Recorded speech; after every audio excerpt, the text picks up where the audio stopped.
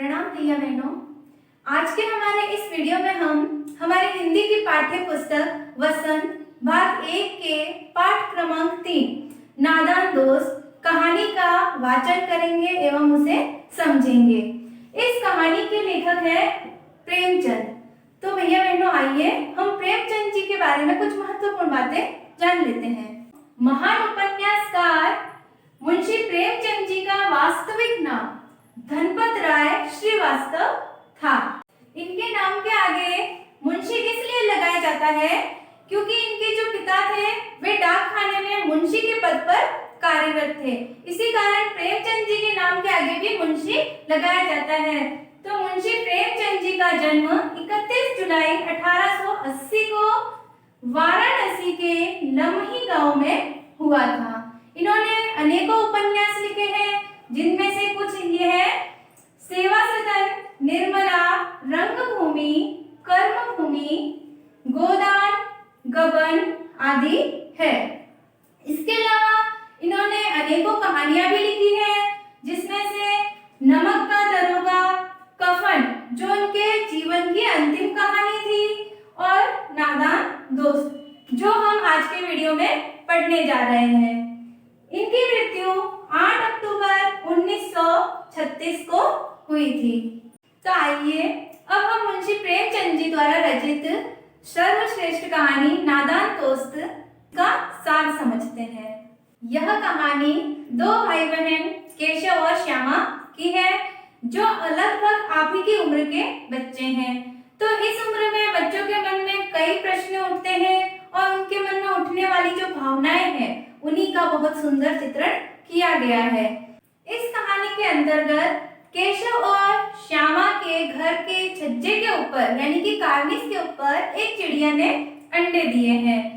तो ये दोनों जो भाई बहन हैं केशव और श्यामा, इनका जो पूरा ध्यान है वह वहीं जाता है, क्योंकि वो बार बार देखते हैं कि दो चिड़िया बार बार आ रही है और चली जाती है। तो इसीलिए उनका पूरा समय उनको देखने में ही चला जाता है। उनको यहाँ तक कि दूध और जलेबी खाने की भी सूझ नहीं रहती है। उन दोनों के मन में अनेकों प्रश्न उठ रहे हैं, जिसका जवाब देने वाला कोई नहीं है, क्योंकि उनके माता पिता काम में व्यस्त रहते हैं। तो वे क्या करते हैं, आपस में ही एक दूसरे को सवाल जवाब कर लिया करते हैं। उनके प्रश्न जैसे होते हैं कि चिड़िया के अंडे किस रंग के होंगे, कितने होंगे, उनमें से बच्चे कैसे निकलेंगे, उन बच्चों के पर कैसे निकलेंगे, और वे बच्चे कैसे उड़ेंगे, कैसे दाना पानी खाएंगे। तो इस तरह के उनके मन में कई प्रश्न उठ रहे हैं।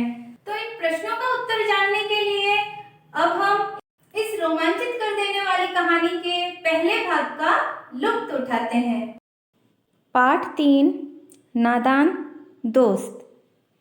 केशव के घर कार्निस के ऊपर एक चिड़िया ने अंडे दिए थे। केशव और उसकी बहन श्यामा दोनों बड़े ध्यान से चिड़िया को वहाँ आते जाते देखा करते। तो इस कहानी में केशव नाम का एक भैया है, जिसके घर की दीवार के ऊपर कार्निस यानी कि घर की दीवार जो होती है उसके आगे का बड़ा हुआ भाग होता है, उसको छज्जा भी कहते हैं। तो उस छज्जे के ऊपर एक चिड़िया ने अंडे दिए थे। तो केशव और उसकी बहन थी श्यामा, ये दोनों बड़े ध्यान से चिड़िया को वहाँ पर आते जाते देखा करते थे। जब भी चिड़िया वहाँ आती थी तो दोनों का ध्यान वहीं रहता था। सवेरे दोनों आंखें मलते कार्निस के सामने पहुँच जाते और चिड़ा और चिड़िया दोनों को वहाँ बैठा पाते। तो सवेरे उठते ही दोनों अपनी आंखें मलते हुए और सीधे कार्निस के सामने पहुँच जाते और वहाँ पर वे देखते थे चिड़ा और चिड़िया को बैठे हुए। उनको देखने में दोनों बच्चों को न मालूम क्या मज़ा मिलता। दूध और जलेबी की सूध भी न रहती थी। तो सुबह उठते ही वे चिड़ा और चिड़िया को देखने चले जाते थे और उन्हें सुबह सुबह दूध और जलेबी जो नाश्ता करना होता है उसका भी ध्यान नहीं रहता था। दोनों के दिल में तरह तरह के सवाल उठते थे और दोनों के मन में कई प्रश्न उठते थे। अंडे कितने बड़े होंगे, किस रंग के होंगे, कितने होंगे, क्या खाते होंगे, उनमें से बच्चे किस तरह निकल आएंगे, बच्चों के पर कैसे निकलेंगे, घोंसला कैसा है। लेकिन इन बातों का जवाब देने वाला कोई नहीं। तो उन दोनों के मन में कई तरह के प्रश्न उठते थे कि अंडे कितने बड़े होंगे, किस रंग के होंगे, कितने होंगे, क्या खाते होंगे, इनमें से बच्चे किस प्रकार से निकलेंगे और बच्चों के पर कैसे निकलेंगे, पर यानी कि पंख कैसे निकलेंगे, फिर चिड़िया का घोंसला कैसा है। तो इतने सारे प्रश्न उन लोगों के मन में थे, लेकिन उन सब बातों का जवाब देने वाला, उनके जो मन में प्रश्न उठते थे उन प्रश्नों का जवाब देने वाला कोई भी नहीं था। न अम्मा को घर के काम धंधों से फुर्सत थी, न बाबूजी को पढ़ने लिखने से। दोनों बच्चे आपस में ही सवाल जवाब करके अपने दिल को तसल्ली दे लिया करते। उनको इन बातों का जवाब देने वाला कोई नहीं था, क्योंकि उनकी माताजी घर के काम में व्यस्त रहती थी और पिताजी काम धंधे से चले जाते थे, उनको पढ़ने लिखने से फुर्सत नहीं मिलती थी। तो दोनों क्या करते थे, आपस में ही सवाल और जवाब कर लिया करते थे और अपने आप को तसल्ली दे दिया करते थे। श्यामा कहती, क्यों भैया, बच्चे निकल कर फुर्र से उड़ जाएंगे।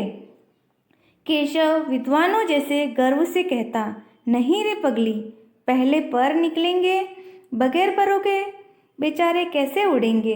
तो श्यामा अपने भैया से प्रश्न पूछती थी कि क्या बच्चे जो है चिड़िया के वे फुर्र से उड़ जाएंगे। तो इस बात पर केशव बड़े गर्व के साथ, बड़े घमंड के साथ, क्योंकि वो बड़ा है और छोटी को समझा रहा है, इसलिए वो डांटते हुए कहता था, नहीं रे पगली, पहले उसके पर निकलेंगे यानी कि उसके पंख निकलेंगे, और बिना पंख के बेचारे कैसे उड़ेंगे। आगे श्यामा कहती है, बच्चों को क्या खिलाएगी बेचारी। केशव इस पेचीदा सवाल का जवाब कुछ न दे सकता था। तो आगे श्यामा पूछती है कि बेचारी चिड़िया इन बच्चों को क्या खिलाएगी। तो ऐसा जो प्रश्न पूछा उसका जवाब, यानी कि जो मुश्किल प्रश्न पूछा, पेचीदा यानी कि मुश्किल या कठिन, श्यामा के इस कठिन सवाल का कोई भी जवाब नहीं दे सकता था। इस तरह 3-4 दिन गुजर गए। दोनों बच्चों की जिज्ञासा दिन दिन बढ़ती जाती थी। तो इस प्रकार से कुछ दिन बीत गए, 3-4 दिन निकल गए। तो दोनों बच्चों के अंदर जिज्ञासा यानी कि जानने की जो इच्छा थी वह और ज़्यादा बढ़ती जा रही थी। अंडों को देखने के लिए वे अधीर हो उठते थे। तो उनको अंडों को देखने के लिए बहुत ज़्यादा उतावलापन था। उन्होंने अनुमान लगाया कि अब जरूर बच्चे निकल आए होंगे। तो दोनों ही आपस में अनुमान लगा रहे हैं कि जरूर अब बच्चे निकल गए होंगे, उन अंडों से बच्चे निकल गए होंगे। बच्चों के चारे का सवाल अब उनके सामने आ खड़ा हुआ। तो अब उनके सामने ये आया सवाल कि बच्चे चारा यानी कि जो खाने पीने की सामग्री होती है उसी के लिए यह शब्द आया है कि अब बच्चे क्या खाएंगे। चिड़िया बेचारी इतना दाना कहाँ पाएगी कि सारे बच्चों का पेट भरे। गरीब बच्चे भूख के मारे चूं चूं करके मर जाएंगे। तो अब दोनों सोच रहे हैं कि चिड़िया अपने बच्चों को क्या खिलाएगी। अब जो बच्चे होंगे वो बच्चों को इतना सारा दाना कहाँ से लाके देगी। अब उनको ये भी नहीं पता कि कितने बच्चे हैं या कितने अंडे हैं, तो इसीलिए वे दोनों परेशान हो रहे हैं और यह जानना भी चाहते हैं कि अब चिड़िया क्या करेगी। आगे वो खुद ही जवाब भी दे रहे हैं कि बेचारे गरीब बच्चे हैं और भूख के मारे चूं चूं करके मर जाएंगे। इस मुसीबत का अंदाजा करके दोनों घबरा उठे। तो दोनों ने जब ऐसी ये बात सोची कि बच्चे भूख के मारे मर जाएंगे, तो ये बात सोचकर दोनों ही घबरा गए। दोनों ने फैसला किया कि कार्निस पर थोड़ा सा दाना रख दिया जाए। श्यामा खुश होकर बोली, तब तो चिड़िया को चारे के लिए कहीं उड़कर न जाना पड़ेगा ना। तो दोनों ने क्या सोचा कि ऐसा करते हैं कि कार्निस के ऊपर यानी कि छज्जे के ऊपर थोड़ा सा दाना हम रख देते हैं। तो यह बात सुनते ही श्यामा बहुत खुश हो जाती है कि अब तो चिड़िया को दाने के लिए, चारे के लिए कहीं उड़कर नहीं जाना पड़ेगा। केशव कहता है नहीं। तब क्यों जाएगी? श्यामा कहती है क्यों भैया, बच्चों को धूप न लगती होगी। अब आगे वो सोच रहे हैं। केशव ने जवाब दिया कि जब हम दाना रख देंगे छज्जे पर तब चिड़िया क्यों उड़कर जाएगी। तो श्यामा आगे और दूसरी परेशानी बताती है कि बच्चों को धूप भी तो लगती होगी। केशव का ध्यान इस तकलीफ की तरफ न गया था। बोला जरूर तकलीफ हो रही होगी, बेचारे प्यास के मारे तड़पते होंगे, ऊपर छाया भी तो नहीं है, इनको अब बहुत सारी परेशानियां दिखाई दे रही है। केशव का ध्यान चिड़िया के बच्चों को धूप लगती होगी इस तरफ तो गया ही नहीं था। तो वह बोला कि तकलीफ तो इनको हो ही रही होगी और बेचारों को प्यास भी लगती होगी और प्यास के मारे में तड़पते भी होंगे और ऊपर कोई छाया भी नहीं है। आखिर यही फैसला हुआ कि घोंसले के ऊपर कपड़े की छत बना देनी चाहिए। पानी की प्याली और थोड़े से चावल रख देने का प्रस्ताव भी स्वीकृत हो गया। तो आखिर में उन्होंने ये फैसला किया कि ऐसा करते हैं कि घोंसले के ऊपर हम कपड़े से छत बना देते हैं, तो जिससे इन चिड़िया के बच्चों को छाया मिल जाएगी और पानी की प्याली और थोड़े से चावल भी रख देते हैं। तो ये दोनों ने मिलकर के फैसला किया। दोनों बच्चे बड़े चाव से काम करने लगे। तो दोनों बड़े खुश थे, बहुत मन लगाकर कार्य करने लगे। श्यामा माँ की आंख बचाकर मटके से चावल निकाल लाई। तो श्यामा ने माँ से चुपचाप से, यानी कि जब माँ इधर उधर हो गई होगी तब चुपचाप चावल निकाल लाई थी। केशव ने पत्थर की प्याली का तेल चुपके से जमीन पर गिरा दिया और उसे खूब साफ करके उसमें पानी भरा। तो केशव ने क्या करा कि तेल की जो प्याली थी, जो कटोरी थी, उसके अंदर तेल था, उसको ज़मीन पर गिरा दिया और उसको अच्छे से साफ करके उसमें पानी भर दिया। अब चांदनी के लिए कपड़ा कहाँ से आए? अब दोनों सोचने लगे कि अब उसके ऊपर जो छाया करनी है उसके लिए कपड़ा कहाँ से लेके आए। फिर ऊपर बगैर छड़ियों के कपड़ा ठहरेगा कैसे और छड़ियाँ खड़ी होगी कैसे? अब उन्होंने ये सब चीज़ें तो सोच ली कि चिड़िया के लिए छाया भी कर देते हैं कपड़े से और दाना और पानी भी रख देते हैं, लेकिन वो कपड़ा कहाँ से आएगा? और जब कपड़ा हम लगाएंगे तो उसके लिए छड़ियाँ लगानी पड़ेगी। तो उन छड़ियों को, यानी उन लकड़ियों को जिसके सारे कपड़ा लगाएंगे या छाया करेंगे, उसको खड़ी कैसे करेंगे? वो ठहरेगा कैसे? ये प्रश्न था। केशव बड़ी देर तक इसी उधेड़बुन में रहा। तो बहुत देर तक केशव इसी दुविधा में रहा, बहुत देर तक सोचता रहा। आखिरकार उसने यह मुश्किल भी हल कर दी और आखिरकार उसने इस मुश्किल का भी हल निकाल लिया। श्यामा से बोला, जाकर कूड़ा फेंकने वाली टोकरी उठा लाओ, अम्मा जी को मत दिखाना। तो श्यामा से बोला केशव कि जिसमें हम कूड़ा फेंकते हैं उस कूड़े फेंकने वाली टोकरी को उठाकर ले आओ और यह बात अम्मा जी को मत बताना, यानी कि माता जी को मत बताना।